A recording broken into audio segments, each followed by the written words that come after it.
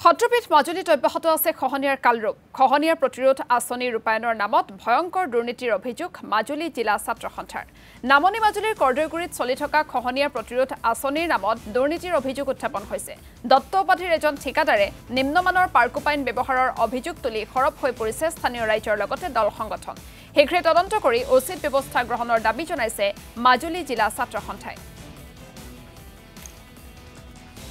মূল কথাটো হল কৰ্দৈগুৰি অঞ্চল সুৰক্ষিত কৰিবৰ কাৰণে ব্ৰহ্মপুত্ৰ বোৰ্ড আৰু চৰকাৰে যি স্কিম প্ৰদান কৰিছে পাৰ্কোপাইন দি খহনীয়া প্ৰতিৰোধৰ ব্যৱস্থা গ্ৰহণ কৰিবৰ কাৰণে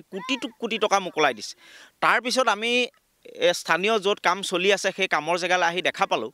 যে ঠিকাদাৰে নিজৰ মতালি মতে তেওঁলোকে ইয়াত পাৰ্কোপাইন পেলাইছে আৰু গোটেই পাৰ্কোপাইনখিনি ভগা আৰু এই ভগা পাৰ্কোপাইনখিনিয়ে তেওঁলোকে কেনেধৰণে এই খহনীয়া প্ৰতিৰোধ কৰিব পাৰিব বৃহত্তৰ কৰ্দৈগুৰি অঞ্চলটো কেনেদৰে ৰক্ষণাবেক্ষণ দিব পাৰিব ইয়াক লৈ আমাৰ প্ৰশ্ন আহি পৰিছে আমি সদৌ মাজুলী জিলা ছাত্ৰ সন্থাই আমি এটা কথা দাবী জনাইছোঁ যে বৃহত্তৰ কৰ্দৈগুৰি অঞ্চলৰ সুৰক্ষিত হ'ব লাগিব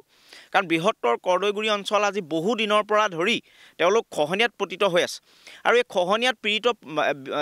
পৰিয়ালসমূহ বা এই খহনীয়াত পতিত এই জনতা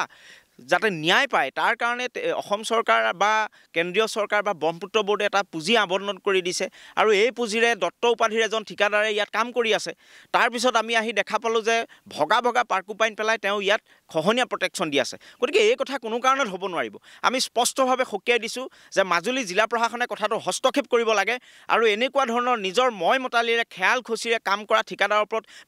বিহিত ব্যৱস্থা গ্ৰহণ কৰিবৰ কাৰণে আমি সংশ্লিষ্ট কৰ্তৃপক্ষক আমি দাবী জনাইছোঁ